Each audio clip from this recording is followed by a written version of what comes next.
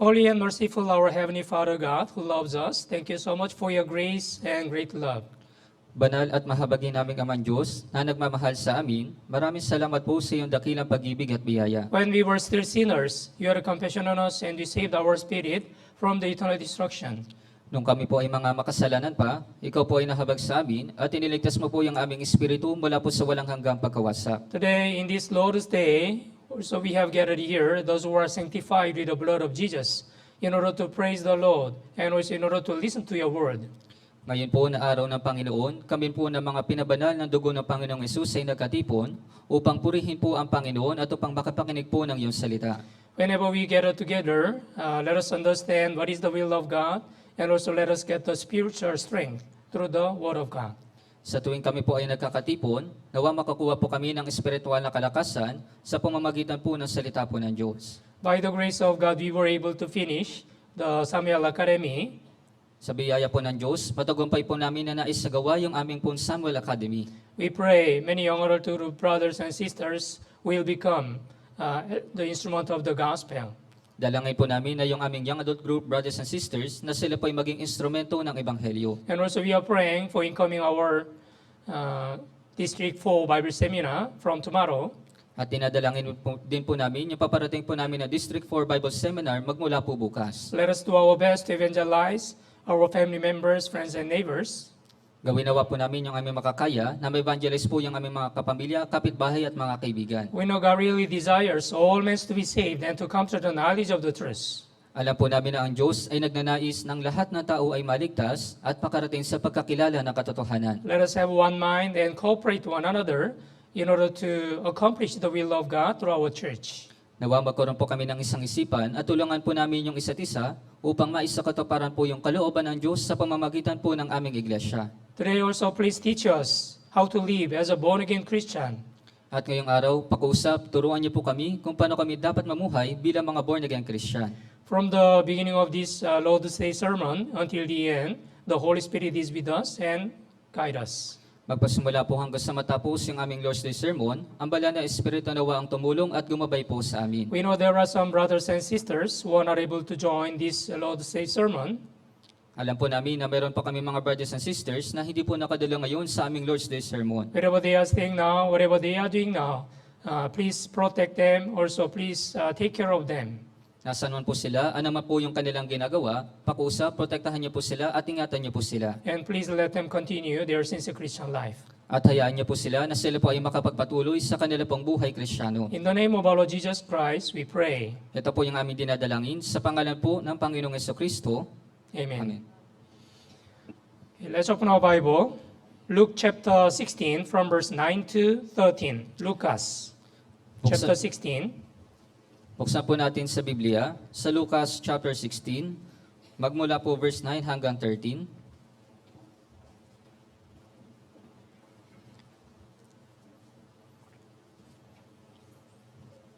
Lucas chapter 16 from verse 9 to verse 13. Sa Lucas chapter 16, magmula po sa verse 9 hanggang 13. Okay, babasahin ko po. At sinasabi ko sa inyo, makipagkaibigan kayo para sa inyong mga sarili sa pamamagitan ng mga kayamanan ng kalikuan, upang kung ito'y maubos na, ay kanilang tanggapin kayo sa mga walang hanggang tahanan. Ang tapat sa kakaunti ay tapat din naman sa marami, at ang di tapat sa kakaunti ay di rin naman tapat sa marami. Kung kayo nga'y hindi naging tapat sa kayamanan ng kalikuan, sino ang magtitiwalas sa inyo ng mga tunay na kayamanan? At kung hindi kayo naging tapat sa kayamanan ng iba, sino ang sa inyo'y magbibigay ng sarili ninyong pag-aari? Walang aliping makapaglilikod sa dalawang Panginoon, sapagkat kapupuutan niya ang isa at iibigin ang ikalawa. O kayo'y magiging tapat sa isa at tahamakin ang ikalawa. Hindi kayo makapaglilingkod sa Diyos at sa mga kayamanan. Okay, today we are going to think over this passage, Lucas chapter 16 from verse 9 to verse 13. Kaya ngayong araw po, atin pong pag-iisipan yung mga talata po na ito, dito po sa Lucas chapter 16, magmula po verse 9 hanggang 13. Today is the title of the sermon entitled, Make Friends for Yourselves by the Unrighteous Mammon. Kaya yung pamagat po ng ating sermon ngayong umaga, makipagkaibigan kayo para sa inyong mga sarili sa pamamagitan ng mga kayamanan ng kalikuan. According to this Luke chapter 16, there is the one parable of the unjust steward. Kaya ayon po dito sa Lucas chapter 16, narito po yung talinghaga patungkol po doon sa di makatarungang katiwala. A certain rich man had a steward, Kaya mayroon pong isang tao na nagkaroon po siya ng isang katiwala. but the steward was not faithful. He heard the steward is wasting his goods and his possession.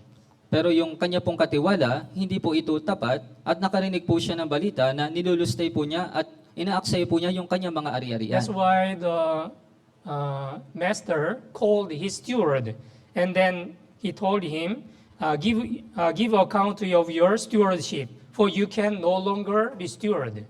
Kaya pagkatapos po, tinawag niya po yung kanyang katiwala at sinabi po niya sa kanya, magbigay sulit ka ng ipinagkatiwala sa iyo sapagkat hindi ka na maaaring maging katiwala pa. Yeah, this steward was not faithful. That's why he was fired by his master.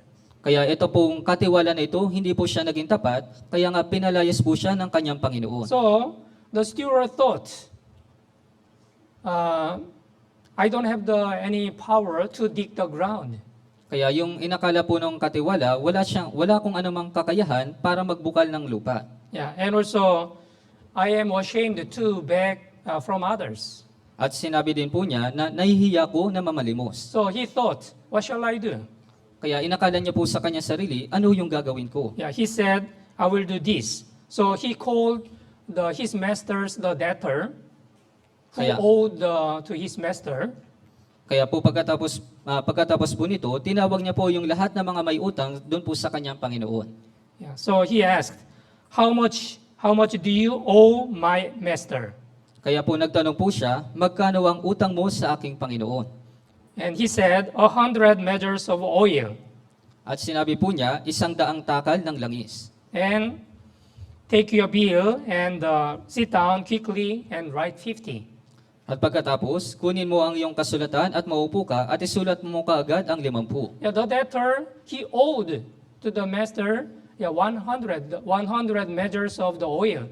But the steward, he reduced the 50%. Only write it the 50. Kaya po itong may utang na ito, siya po ay mayroong utang sa kanyang Panginoon na 100 takal ng langis, pero ito pong katiwala, kanya pong binawasan ng 50% yung kanya pong utang. And the other, he came, how much do you owe to the master? He said, 100 measures of the wheat.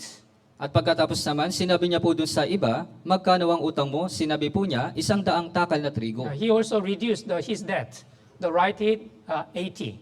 At pagkatapos binawasan din po niya yung kanyang utang, isinulat po niya ng 80. Because he thought, after he is fired, maybe he can receive some help from the debtors. Dahil inakala po niya na kapag katapos na magkaroon po ng kasulatan, siya po ay makakatanggap ng tulong mula po dun sa mga meron ding utang. Okay, let's look at Luke chapter 16, verse 8. Tingnan po natin sa Lucas chapter 16 sa verse 8. So the master commanded the unjust steward because he had dealt shrewdly, for the sons of this world are more shrewd in their generation than the sons of light.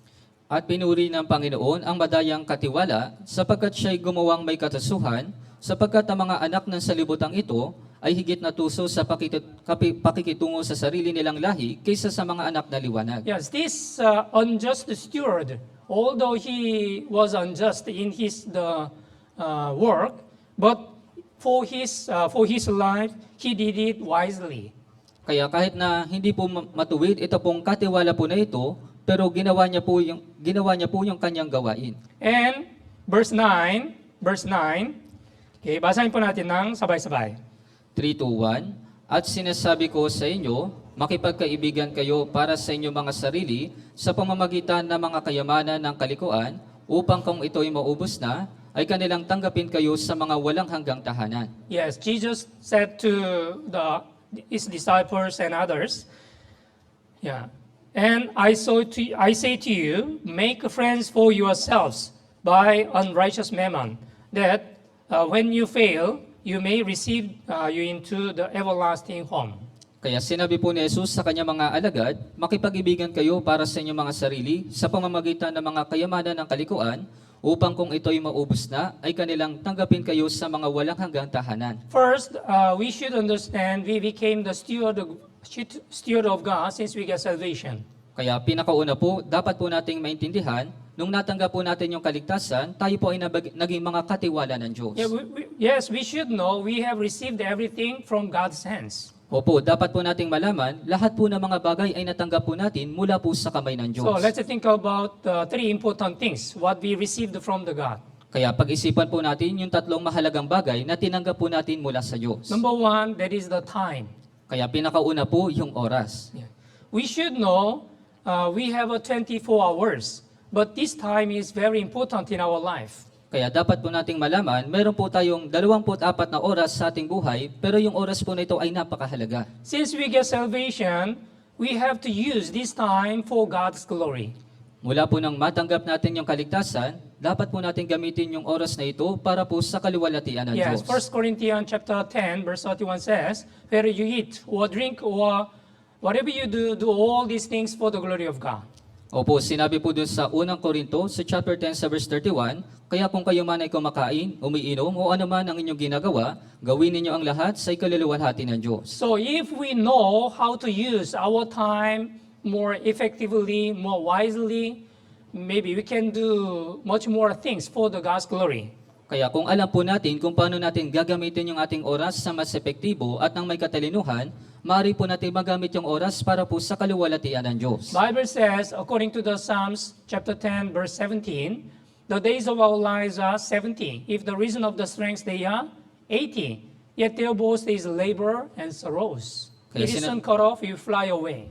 Kaya sinasabi po dun sa mga awit 90, ang mga taon ng aming buhay ay 70 taon, o kung malakas kami ay 80 taon, ngunit ang mga ito ay hirap at kaguluhan lamang, ang mga ito ay madaling lumilipas at kami ay nawawala. Yes, we should know our time sure flies like an arrow. Opo, dapat po nating malaman na yung oras po natin ay mabilis pong lumilipas na gaya po ng pana. Yes, it seems like yesterday that we started this year, 2025, but it's already half of this year. Kaya para bang sinimulan lamang natin kahapon yung ating taon na 2025, pero ngayon po ay nasa kalahati na po tayo ng taon. How you are spending your time? Kaya paano mo ba ginugugol yung oras mo? Once your time is already passed, it is irrevocable. You cannot return to the past. Kaya kapag nagamit mo na yung oras mo, hindi mo na ito maibabalik pa, hindi mo na po mababalik pa yung nakaraan. Let's open our Bible with 90 verse 12. Buksan po natin sa mga awit 90 verse 12.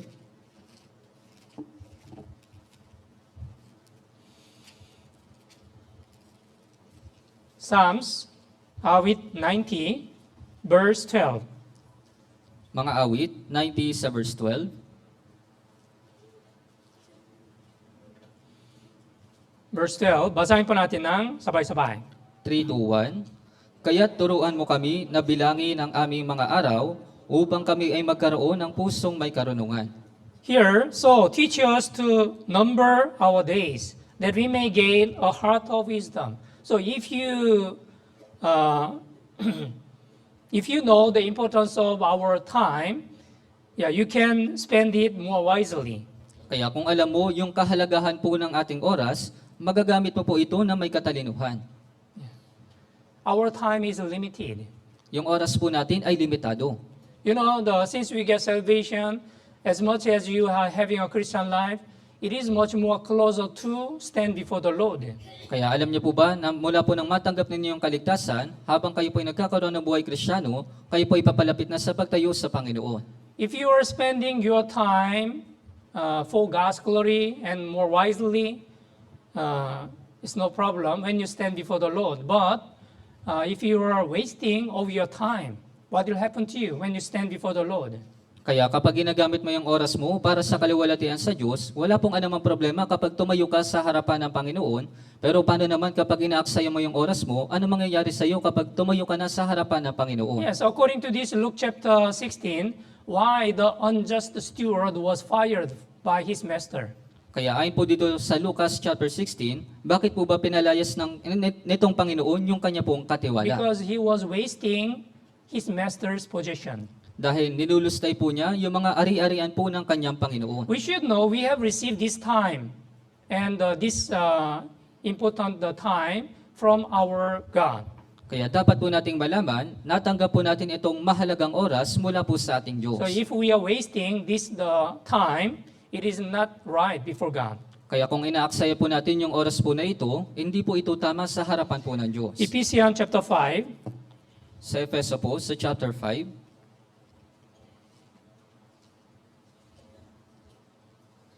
verse 15, 16.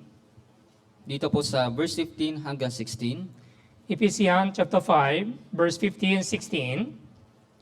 Efeso chapter 5, verse 15 hanggang 16, Basahin po natin ng sabay-sabay. 3 to 1. Kaya't maging maingat kayo sa inyong paglakad, hindi gaya ng mga mangmang, kundi gaya ng marurunong, na sinasamantala ang panahon, sapagkat ang mga araw ay masasama. Yes, we are living in the end of age, and the Jesus Christ second coming is very near. Opo, tayo po ay nabubuhay na sa katapusan ng panahon at napakalapit na po ng ikalawang pagdating ni Heso Kristo. That's why Bible says, verse 15, see then that you walk circumspectly, not as fools, but as wiser. Verse 16, redeeming the time because the days are evil. Kaya sinabi po dito, kaya't maging maingat kayo sa inyong paglakad, hindi gaya ng mga mangmang, kundi gaya ng marurunong, na sinasamantala ang panahon, sapagkat ang mga araw ay masasama. Yeah, what is the meaning? The redeeming the time. Kaya ano po bang ibig sabihin na sinasamantala yung panahon? We should not waste our important time. Hindi po dapat natin aksayahin yung ating pong oras. Yeah, someone said, if we calculate the time, think about, we have 1,440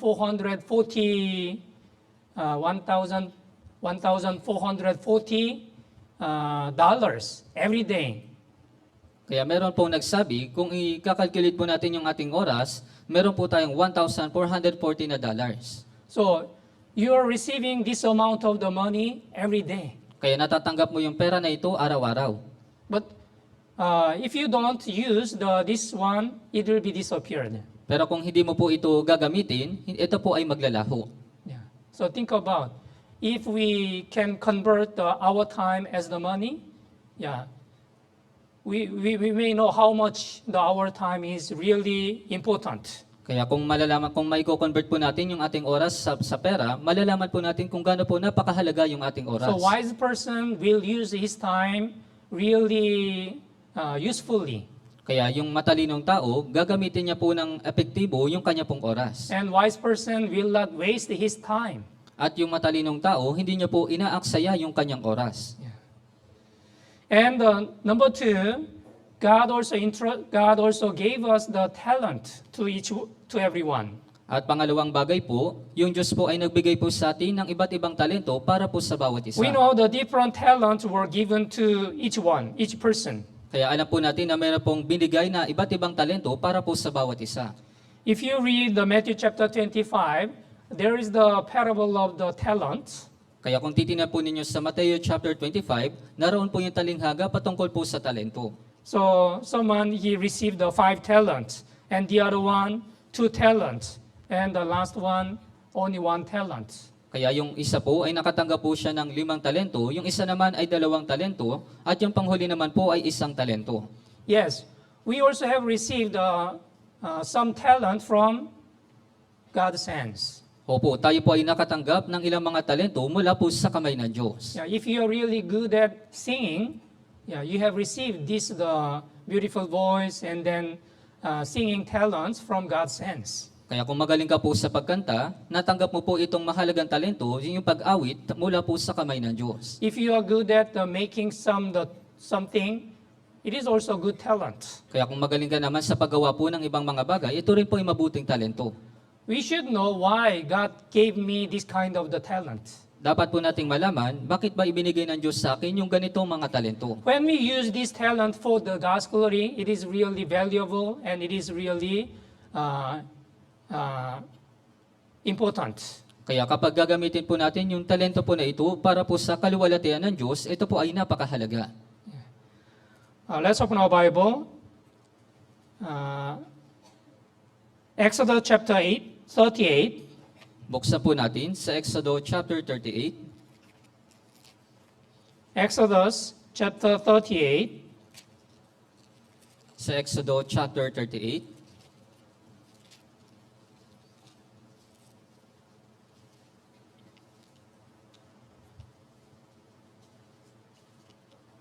Verse 23, babasahin ko po. At kasama niya si Aholiab na anak ni Ahisamak sa lipi ni Dan na manguukit at biyasang manggagawa at mambuburda sa telang asul, kulay ube, pula at hinabing pinong lino. Yeah, here, when the Israel people, they make the tabernacle with the various kind of the material, there was the one man whose name was Aholiab, the son of the Ahisamach and the tribe of Dan. He was an engraver and designer, or weaver of the blue, purple, and the scarlet red, and the fine linen. Yeah, he was a good designer and the engraver. That's why he used his talent to make the tabernacle. Kaya po nung panahon po na gumagawa po ng tabernakulo yung mga Israelita, meron po isang tao na nagangalang Aholiab na anak ni Ahisamak sa lipi po ni Dan. Isa po siyang manguukit at biyasa po siyang manggagawa, kaya ginamit niya po yung kanyang talento para po sa gawain. Okay, unang Kronika, chapter 25. Sa unang kronika po, sa chapter 25, First Chronicle, chapter 25, verse 1. sa unang kronika, chapter 25, dito po sa verse 1,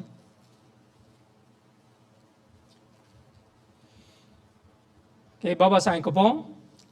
ibinukod din ni David at ng mga punong kawal ng hukbo para sa paglilingkod ang ilan sa mga anak ni Asaph, Heman at Jedutun na magpapahayag ng propesiya sa saliw ng mga alpa, mga lira at ng mga pompyang, ang talaan ng gumawa ng gawain at ang kanilang mga tungkulin ay sina. Yeah, here. And the number of the skilled men performing their service was. Yeah, so who are they? Yeah, nowadays they are like a choir member. Kaya dito po, sinabi po dito ng mga magpapahayag ng propesiya sa mga saliw ng mga alpa. Kaya sino po ito? Sa panahon po natin ngayon, ito po yung choir. Yeah, they were good at in the singing, praising, and also they are good at in playing the musical instruments. Kaya sila po ay magaling sa pag-awit, sa pagpupuri, at sa paggamit po ng mga instrumento. Yeah, so if you have a good voice, and then if you are singing very well, maybe you can join in the choir ministry also. Kaya kung meron ka pong magandang boses, kaya maaari ka rin pong makiluhok sa choir ministry. Because it was given by God, and then when we use this talent for God's glory, it is right. Kaya dahil ito po ay talento po na mula po sa Diyos, at kung gagamitin po natin ito para sa kaluwalhatian ng Diyos, ito po ay tama sa paningin ng Diyos. Unang Pedro chapter 4, Sa unang Pedro po, sa chapter 4,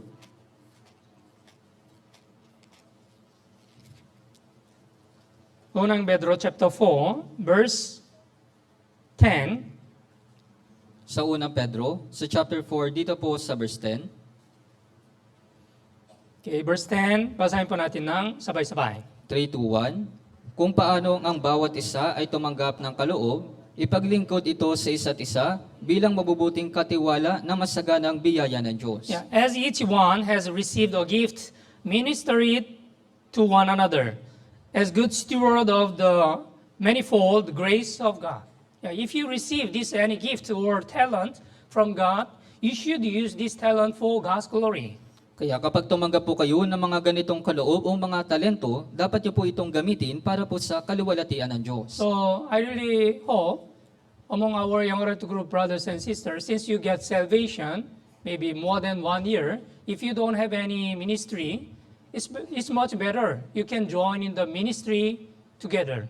Kaya ako po ay umaasa na sa ating po mga young adult group na mga kapatiran, kung kayo po ay naligtas na ng 1 taon na mahigit, kaya maganda po na kayo po ay makiluhok sa mga ministry. Yeah, not only young Red group, all the women's group and also the men's group.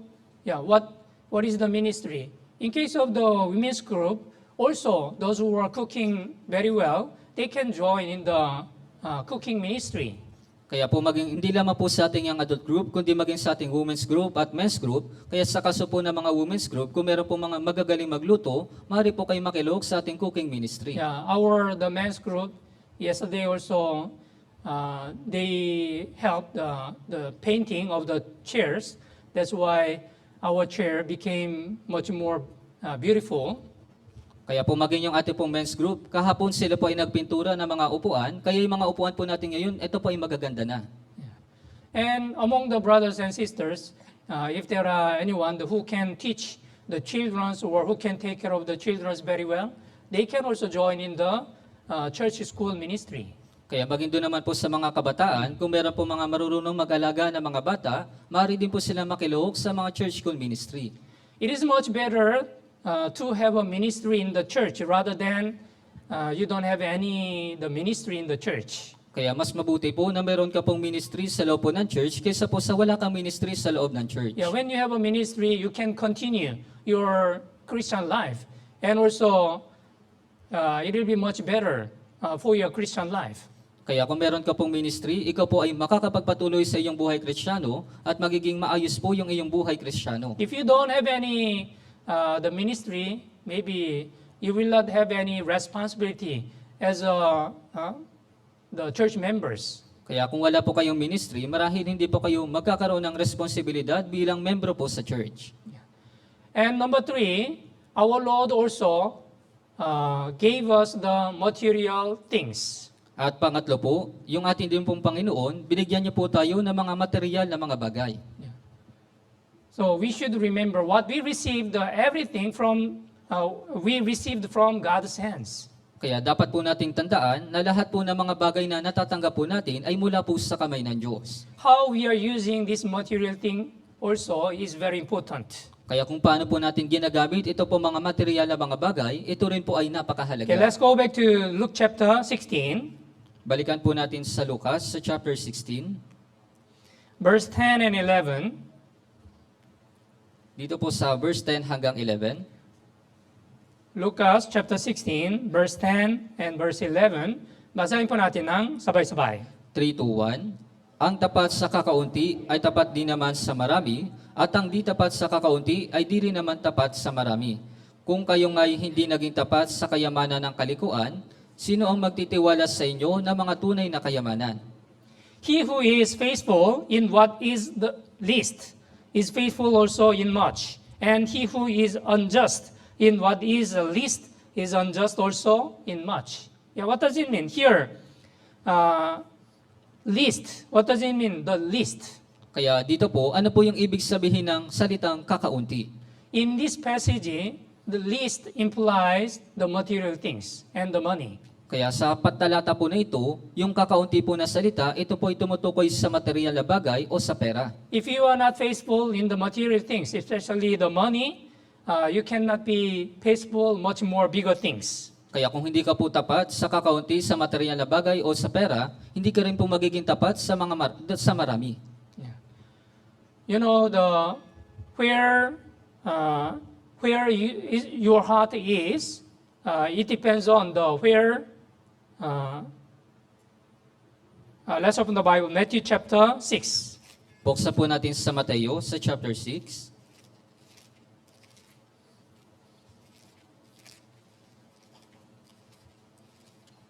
Matthew chapter 6, verse 24.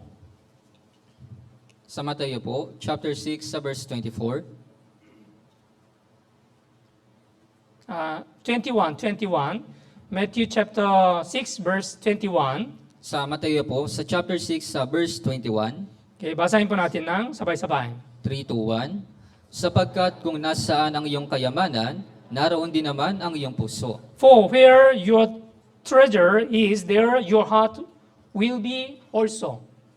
So, when we check the sermons, the faith, there are two important things. Number 1, there is the time, and number 2, there is the material things.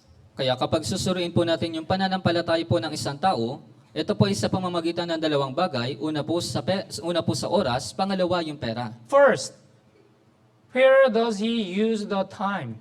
Kaya pinakauna, saan niya ginagamit yung kanyang oras? How he is spending his time? Kaya paano niya ba ginugugol yung kanyang oras? If he is using the time only for himself, it means that he does not live for the God's glory.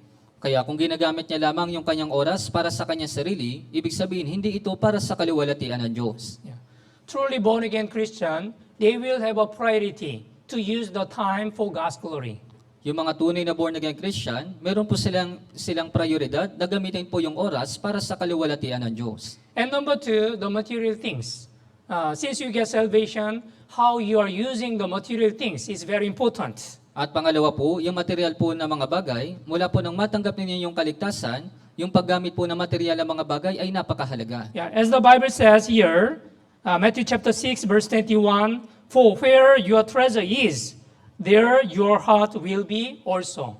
Kaya kagaya po na sinabi dito, sapagkat kung nasaan ang iyong kayamanan, naroon din naman ang iyong puso. Yeah. Where you are using your material things, only for yourself or for the work of God.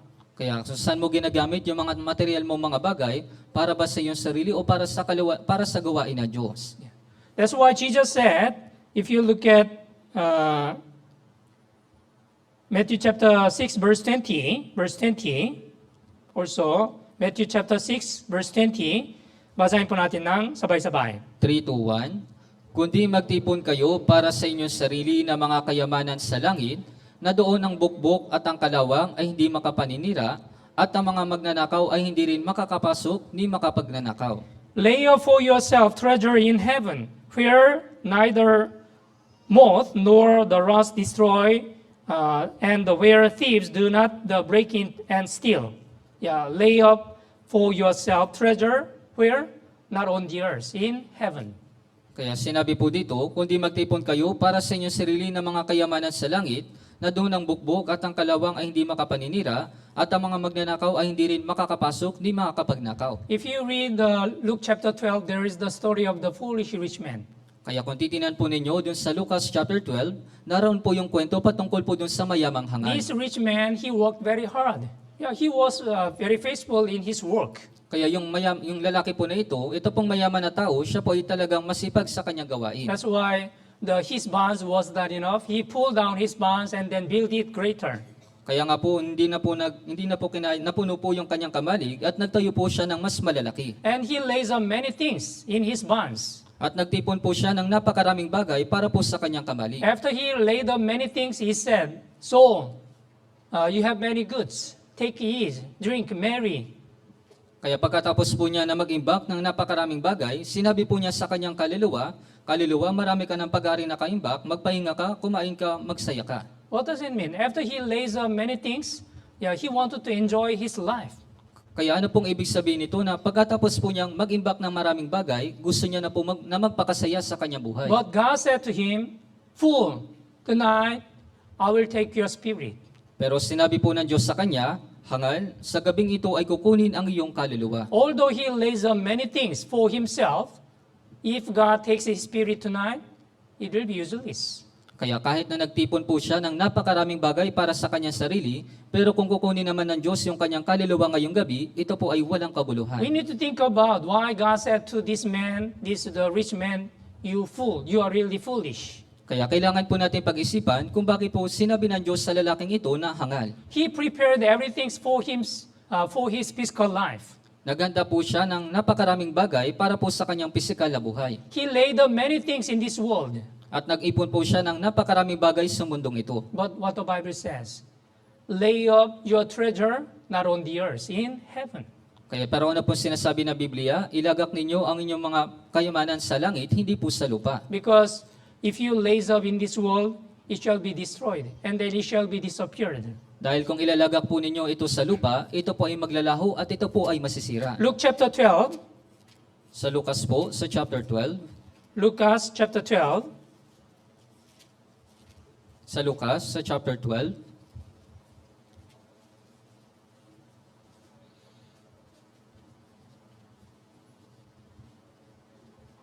verse 20 and 21. magmula po sa verse 20 hanggang 21, Okay, basahin po natin ng sabay-sabay. 3 to 1. Subalit sinabi sa kanya ng Diyos, hangal, sa gabing ito ay kukunin ang iyong kaluluwa, at kanino kaya mapupunta ang mga bagay na inihanda mo? Gayon nga ang nagtitipon ng kayamanan para sa kanyang sarili, subalit hindi mayaman sa Diyos. Yeah. So here, verse 21, so is he who lays up treasure for himself and is not rich toward God. Yes. This rich man, he laid up material things only for himself in this world, but he did not prepare any things for God. Kaya ito pong mayaman na lalaki na ito, siya po ay nagtipon ng mga kayamanan para po sa mundong ito, subalit hindi po para sa Diyos. Our born-again Christian is different, right? Since we get salvation, this world is just temporary. Pero iba po tayo mga born-again Christian, tama po? Mula po nang matanggap po natin yung kaligtasan, tayo po ay nabubuhay sa mundong ito. And even our body and our spirit were bought through the blood of Jesus. At maging yung ating katawan at espiritu, ito po ay binili sa pamamagitan po ng dugo ni Jesus. That's why Bible says we should use everything, our body and even our material things, only for the God's glory. Kaya nga po sinasabi na Biblia na dapat po natin gamitin yung ating katawan at yung ating mga material para po sa kaluwalhatian ng Diyos. Unang Korinto chapter 6. Sa unang Korinto po, sa chapter 6,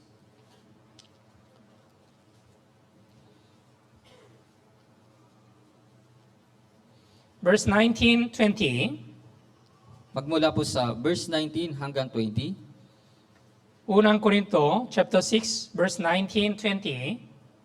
Sa unang Korinto, sa chapter 6, magmula po sa verse 19 hanggang 20. Okay, basahin po natin ng sabay-sabay. 3, 2, 1. O hindi ba ninyo nalalaman na ang inyong katawan ay templo ng Espiritu Santo na nasa inyo, na tinanggap ninyo mula sa Diyos, at kayo ay hindi sa inyong sarili, sapagkat kayo'y binili sa isang halaga, kaya't luwalhatiin ninyo ng inyong katawan ang Diyos. Yes, Bible says, you are not your own. Verse 20, for you are bought at a price. Therefore, glorify God in your body and in your spirit, which are God's. Kaya sinabi po, kayo ay hindi sa inyong sarili, sapagkat kayo'y binili sa isang halaga, kaya't luwalhatiin ninyo ng inyong katawan ang Diyos. Actually, as a born-again Christian, if we really obey to the God's word, and then if we are really doing the good Christian life, there is also a promise of the material blessing from God. Kaya sa katunayan po, kung tayo po ay sumusunod sa salita ng Diyos at nagkakaroon ng maayos na buhay Kristiyano, meron pong pangako yung Diyos sa material na pagpapala. Let's look at Proverbs, Kawikaan 22. Buksan po natin sa Kawikaan 22. Kawikaan 22, verse 4. Sa Kawikaan 22 sa verse 4.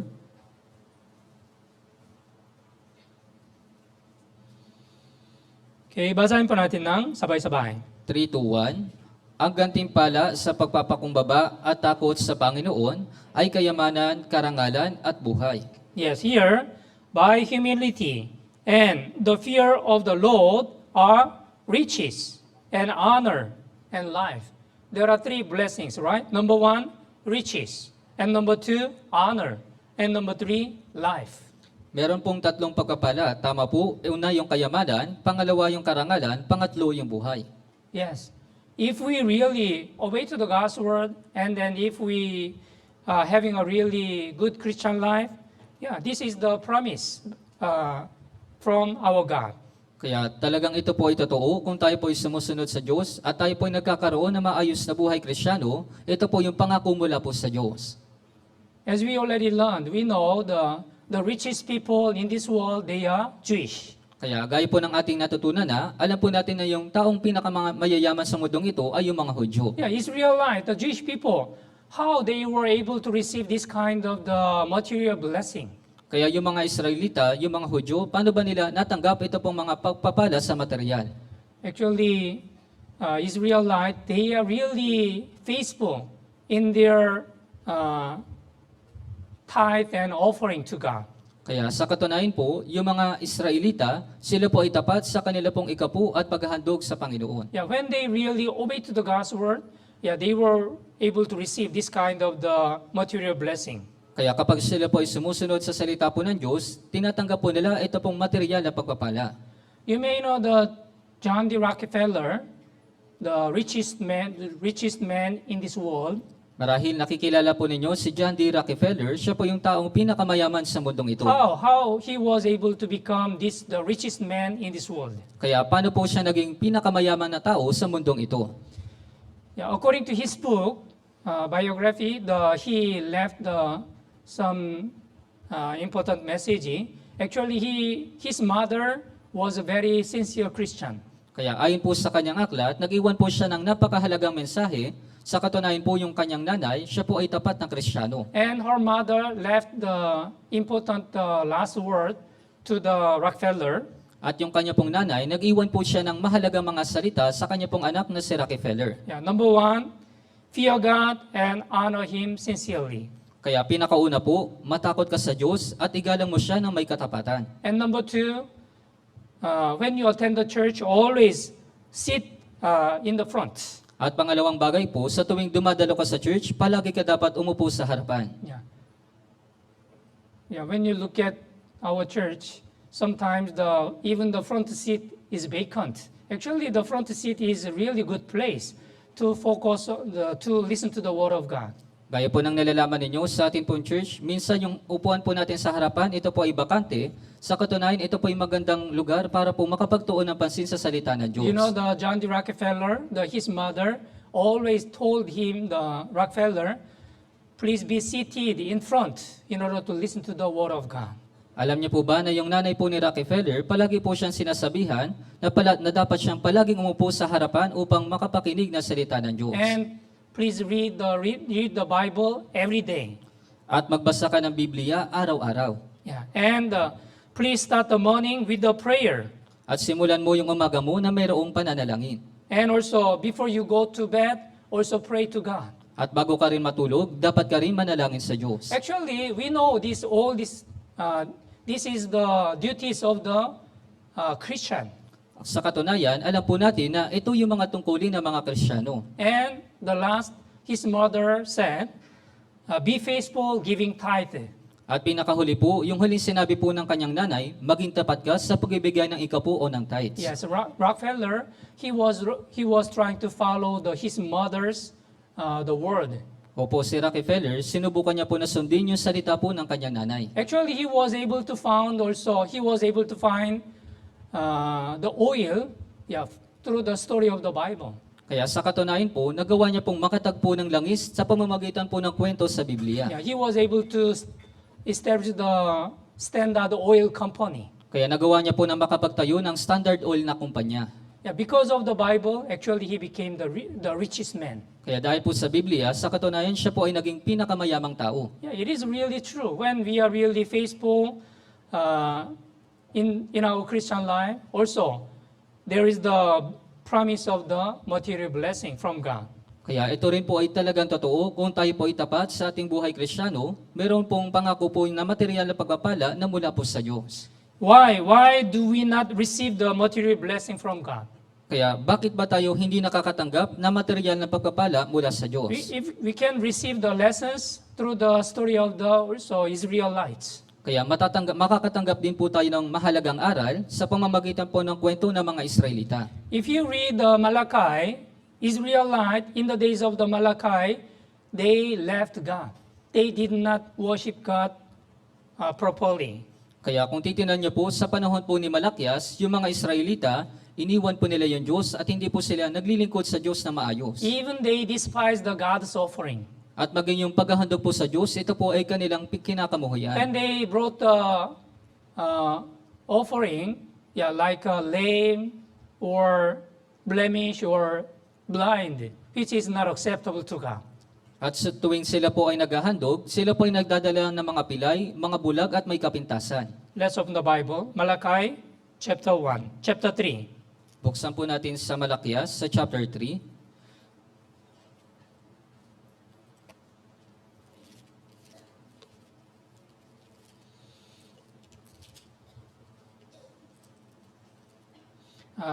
Chapter 1 verse 8. Una po sa chapter 1 po sa verse 8.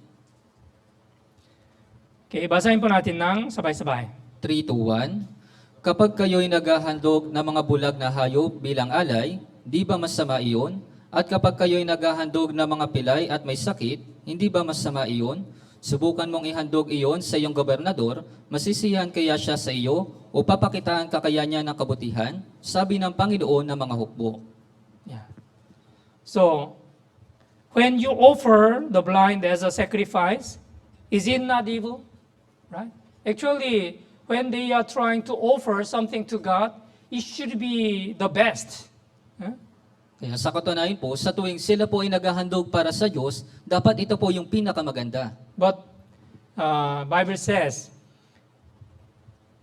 a son honors his father, and his servant his master. If then I am the father, where is my honor? And if I am master, here is my reverence. Kaya sinasabi po dito, iginagalang ng anak ang kanyang ama at ang mga utusan ng kanilang amo, kung ako nga isang ama, nasa ng karangalang nararapat sa akin.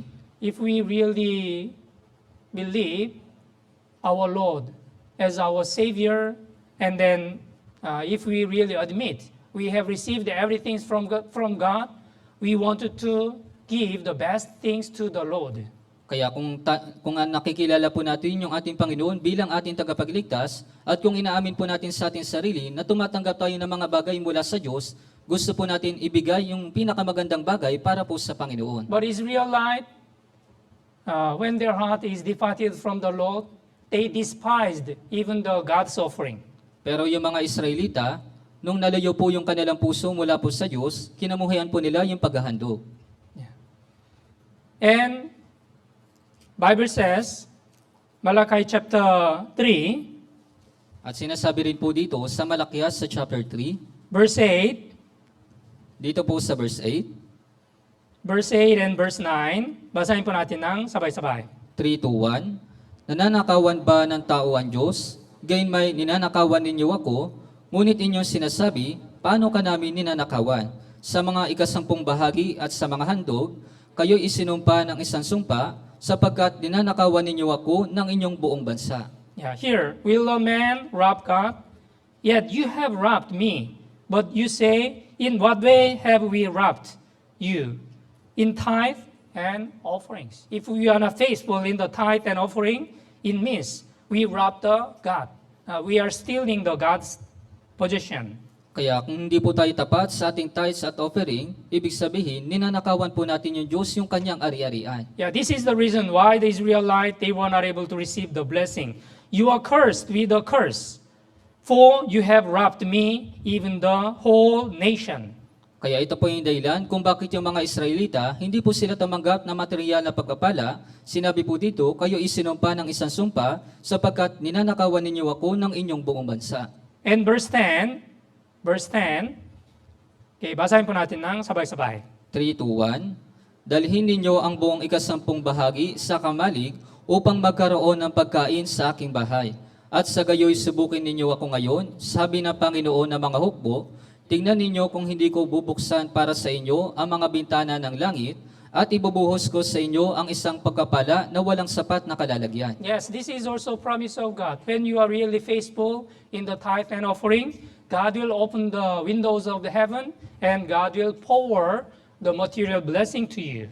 Opo, ito rin po ay totoo. Kung ikaw po ay tapat sa pag-ibigay po ng tithes at offering, yung Panginoon, bubuksan niya po para sa iyo yung bintana ng langit at ibubuhos niya po sa inyo yung material na pagpapala.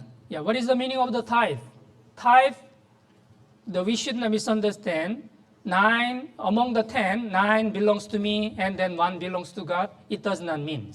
Kaya yung ikapo o yung tithes, hindi po ito nangangahulugan na yung siyam ay nabibilang sa akin at yung isa ay para sa Diyos. 10, all things belongs to God. And then I receive all these things from God's hands. Kaya yung 10, itong lahat ng mga bagay na ito ay para sa Diyos at lahat ng mga ito ay para sa kamay ng Diyos. Yes, it is really true. We have received our life from God's hands. Opo, ito po ay totoo na tinanggap po natin yung ating buhay mula po sa kamay ng Diyos. And we are breathing every day and we are living by the grace of God.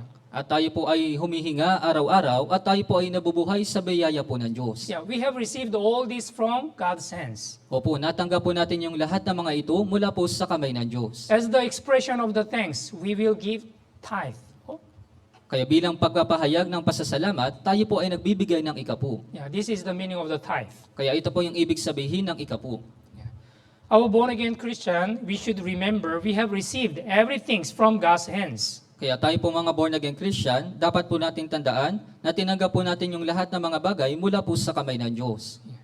Israelite, if you look at Haggai chapter 1, 2 also, Israelite, they had to rebuild the God's temple. It's time to rebuild the God's temple.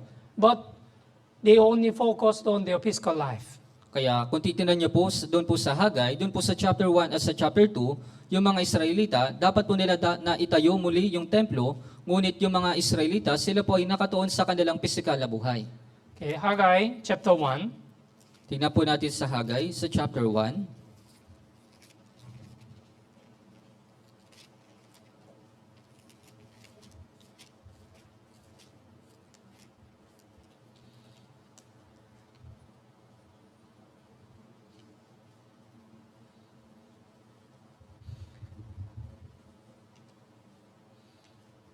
From verse 4 to 6, babasahin ko po. Panahon ba para sa inyong mga sarili na minirahan sa inyong mga bahay na may kisame, samantalang ang bahay na ito ay nananatiling wasak? Ngayon ganito ang sabi ng Panginoon ng mga hukbo, pag-isipan ninyo ang inyong mga lakad. Kayo'y nagasik na marami, ngunit umaani ng kaunti. Kayo'y kumakain, ngunit hindi kayo nabubusog. Kayo'y umiinom, ngunit hindi kayo nasisiyahan. Kayo'y nagdaramit, ngunit walang naiinitan. At kayong tumatanggap ng sahod ay tumatanggap ng sahod upang ilagay sa supot na may mga butas. Even the God's temple was ruined. Yeah, it was stopped around 14 years. But the Israelites, they did not consider to rebuild it again. Kaya dun, yung pagtatayo po ng templo, ito po ay natigil at ito po ay nasira sa loob po ng 14 na taon. Pero yung mga Israelita, hindi po nila isinasaalang-alang na muli pong itayo yung templo. But they are living in the paneled house. It means they are living very nice house.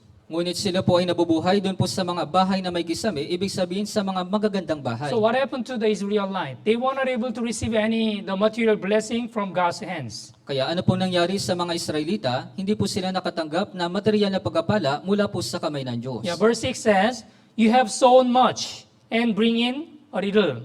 You eat, but do not have enough. You drink, but you not filled with drink. You clothe yourself, but no one is warm. And he who wants wages to put into a bags with holes. Kaya sinabi po dito, kayo'y nagasik ng marami, ngunit umaani ng kaunti, kayo'y kumakain, ngunit hindi kayo nabubusog.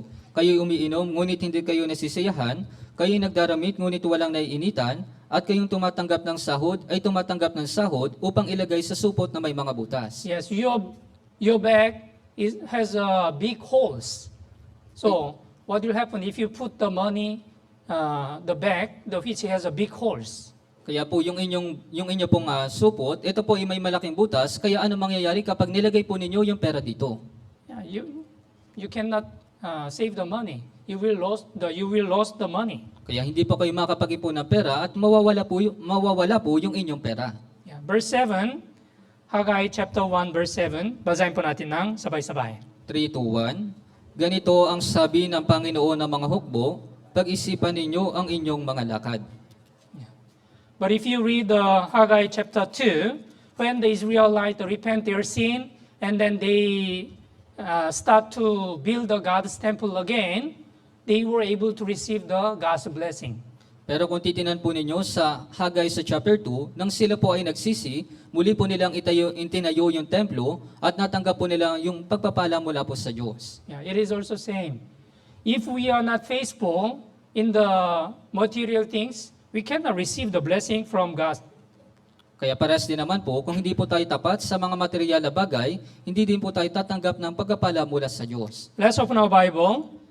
Act chapter 17. Gawa chapter 17. Buksan po natin sa Gawa sa chapter 17.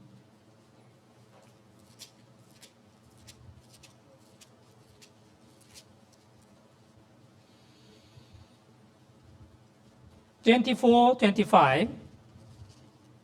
Magmula po sa verse 24 hanggang 25. Gawa chapter 17, verse 24, 25. Basahin po natin ng sabay-sabay. 3 to 1. Ang Diyos na gumawa ng sanlibutan at ng lahat ng mga bagay na naririto, siya na Panginoon ng langit at ng lupa, ay hindi tumitira sa mga templong ginawa ng tao, ni hindi rin naman siya pinaglilingkuran ng mga kamay ng tao, na para bang meron siyang kailangan, yamang siya ang nagbibigay sa lahat ng tao ng buhay at ng hininga at ng lahat ng bagay na ito. Yeah. Here,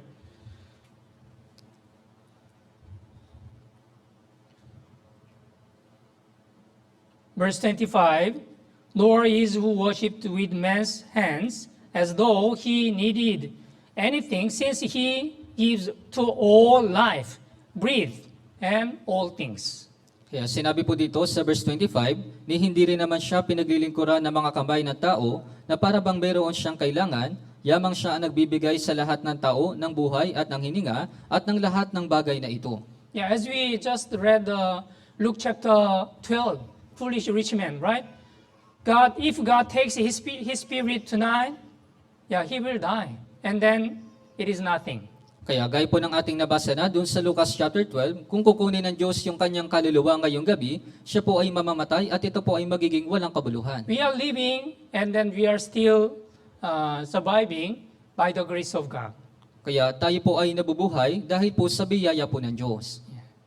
So we should not forget everything what we have from God's hands. Kaya hindi po dapat natin kalimutan, yung lahat po ng mga bagay na mayroon tayo ay mula po sa kamay ng Diyos. Job chapter 41 verse 11 also says, everything on the heaven is mine. Kaya sinabi rin po sa Job chapter 41, lahat ng mga bagay na nasa ilalim ng langit ay sa akin. Yes, we should admit that. Even our, all things belongs to God. Yeah, all things belongs to God. Kaya dapat po nating aminin sa ating mga sarili na lahat po ng mga bagay ay nabibilang sa Diyos. And also God commanded the Israelites when they, in case of the Israelite male above 20 years old, they should appear before God 3 times in a year. At sa kaso po ng mga kalalakihan sa mga Israelita, yung mga 20 taong gulang sa paitaas, kinakailangan po nilang pumunta sa harapan ng Diyos ng 3 beses sa isang taon. But they shall not appear before the Lord empty-handed. Pero hindi po dapat sila magpakita sa harapan ng Panginoon nang walang anumang dala. Look, Deuteronomy chapter 16. Sa Deuteronomio po, sa chapter 16,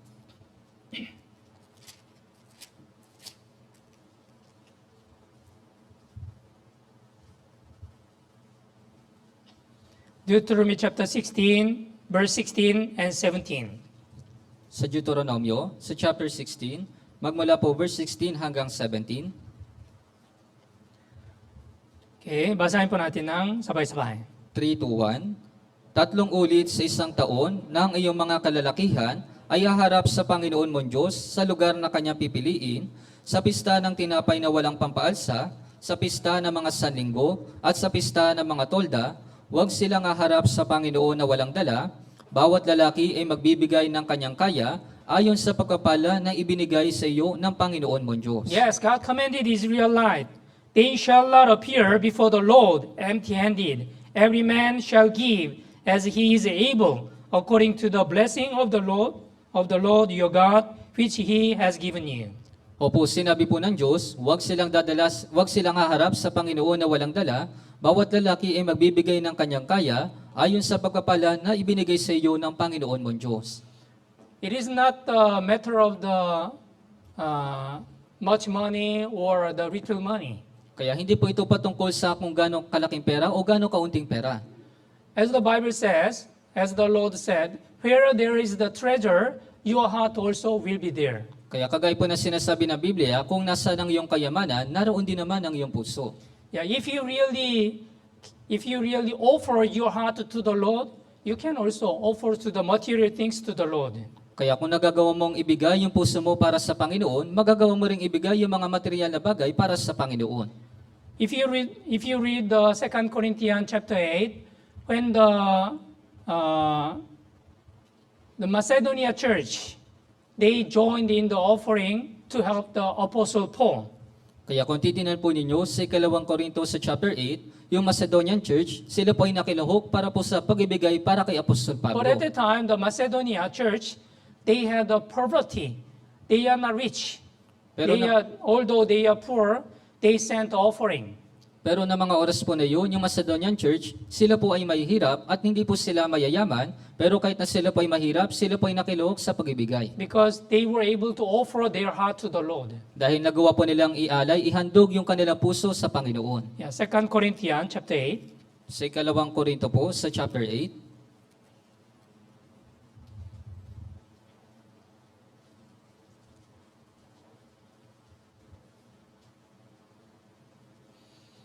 verse 2.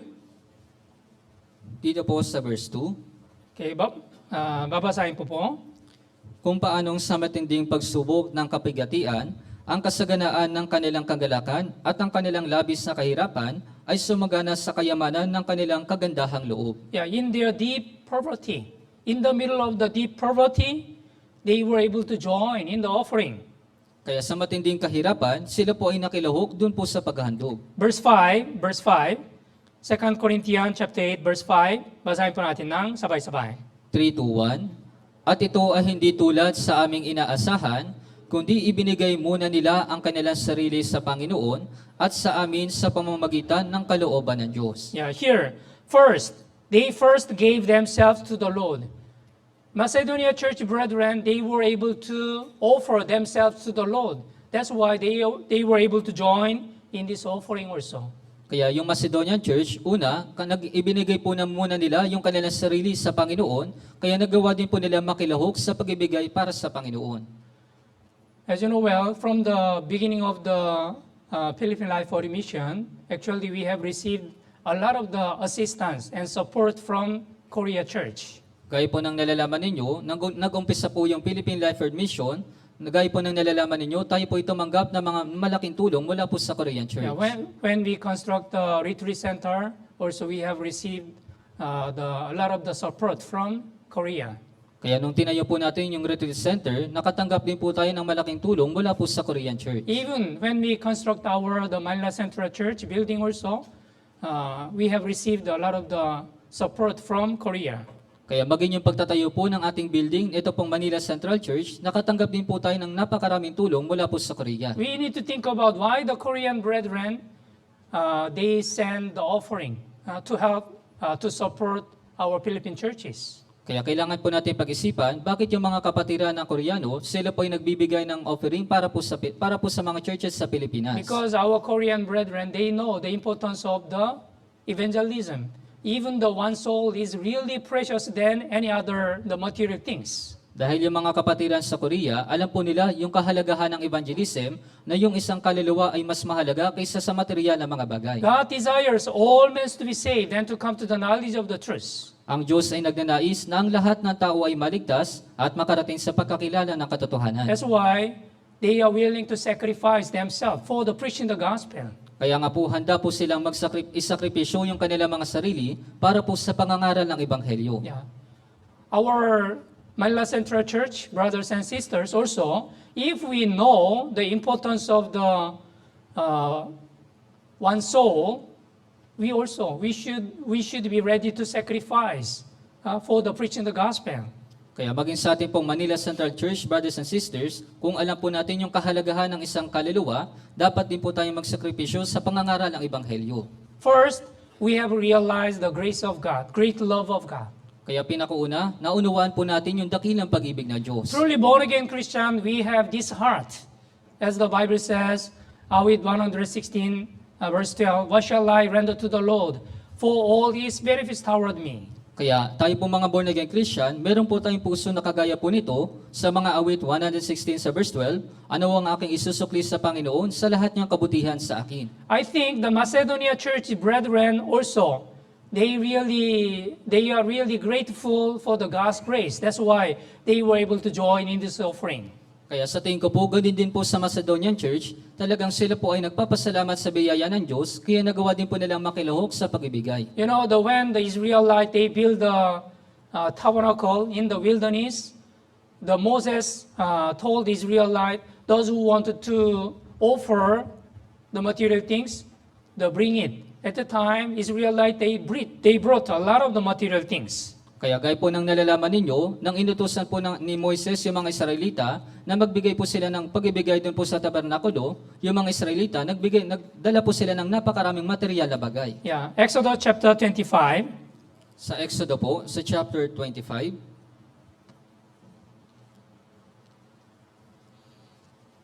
Verse 1-2, babasahin ko po. ang Panginoon ay nagsalita kay Moises na sinasabi, sabihin mo sa mga anak ni Israel na sila'y magdala sa akin ng isang handog, tanggapin ninyo ang handog para sa akin mula sa bawat tao na ang puso ay nagkukusang loob. Yeah, what is the condition?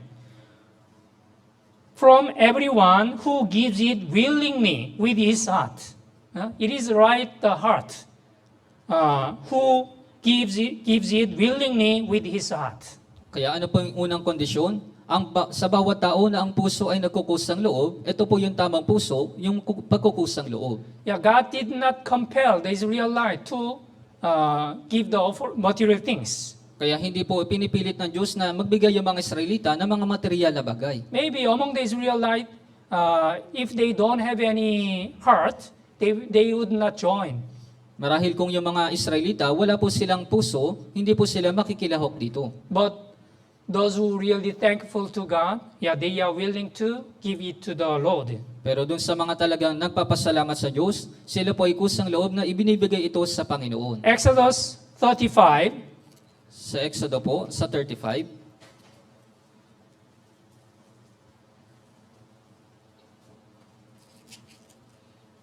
verse 5, dito po sa verse 5, okay, babasahin ko po. kumuha kayo sa inyo ng isang handog para sa Panginoon. Sino mang may mapagbigay na puso ay magdala ng handog sa Panginoon, ginto, pilak at tanso. Yeah, here also, whoever is of willing heart, let him bring it as an offering to the Lord, gold, silver, and bronze. Kaya maging dito po, sinabi po dito, kumuha kayo sa inyo ng isang handog para sa Panginoon. Sino mang may mapagbigay na puso ay magdala ng handog sa Panginoon, ginto, pilak at tanso. Actually, King of Israel, the King David, he wanted to build the God's temple, but God did not allow for the David to build the temple. Kaya sa katunayan po, yung hari po ng Israel na si Haring David, gusto niya po na itayo yung templo ng Diyos, pero hindi pa ito pinahintulot ng Diyos. Because he was a soldier and then he shed the blood too much. Dahil siya po ay isang kawal at siya po ay nagpadanak ng napakaraming dugo. But King David, he wanted to prepare all the material things to build the temple of God. Pero si Haring David, gusto niya po na ihanda po yung lahat ng mga bagay para po sa pagtatayo ng templo ng Diyos. So Israelite, they were willing to join in this building the temple of God. Kaya maging yung mga Israelita, sila po ay kusang loob na nakikilahok para po sa pagtatayo ng templo ng Diyos. Unang Kronika, chapter 29, Sa unang kronika po, sa chapter 29,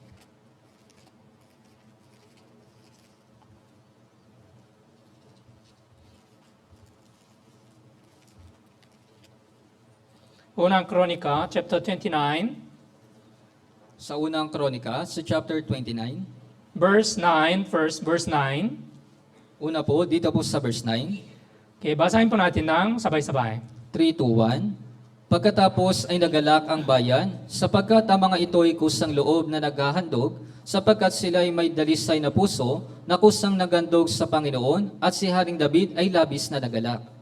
Yeah, then the people rejoiced, for they had offered willingly, because with the royal heart they had offered willing to the Lord, and King David also rejoiced greatly.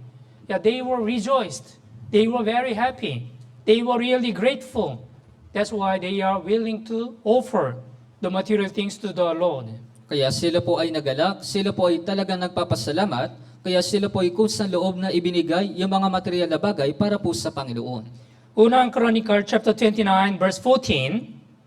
Sa unang kronika, chapter 29, sa verse 14, Verse 14, okay, basahin po natin ng sabay-sabay. 3, 2, 1. Ngunit sino ba ako at ano ang aking bayan na kusang makapaghahandog sa ganitong paraan, sapagkat ang lahat ng bagay ay nagmumula sa iyo at ang sa iyo ang aming ibinigay sa iyo. Yeah, that's why King David. But who am I, and then who are my people, that we should be able to offer so willingly as this? For the whole things come from you, and of your own we have given you. Actually, everything belongs to God, and we have received all things from God's hand. That's why we are willing to offer to God. Kaya nga po, lahat po ng mga bagay ay nagmumula po sa Diyos, at lahat po ng mga bagay ay para po sa Diyos, kaya nga kusa po nating ibinibigay yung paghahandog sa Diyos. Yes. So, as a truly born-again Christian, if we realize the grace of God, the love of God, also we are willing to offer to the Lord. Kaya bilang isang mga born again Christian, kung naunawa natin yung pag-ibig at biyaya ng Diyos, tayo rin po ay naghahandog para po sa Panginoon. Yeah, Bible says God loves the cheerful giver.